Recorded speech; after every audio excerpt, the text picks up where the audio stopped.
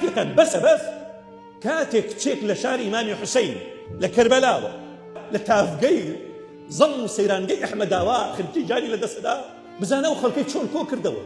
ئەو شارەی کە لە پڕێکا کیمیابەران کرا، لە پڕێکا خنکێنرا بە لۆژیکی مادی و ماتریالیزم، ئەبوایە ئەو خەڵکە دڵیان پڕ بکردا لە ڕق لە کین، کافر بوونایە بە هەموو معنای برایەتی یەک ڕیزی.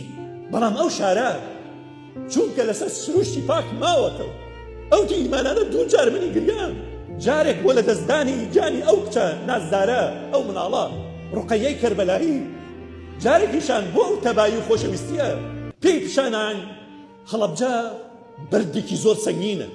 عێراقیەکان بەس تاقەی یەکدی یەخەی دیکە یەکدی ئەگرن، تاقەی یەکترە کوژن، تاقەی سەروەت و سامان یەکدی زەوت دەکەن.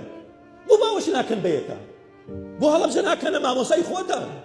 نەفرەت لەو مادەی دووبەرەکی ئەخاتە نێوانمانەوە.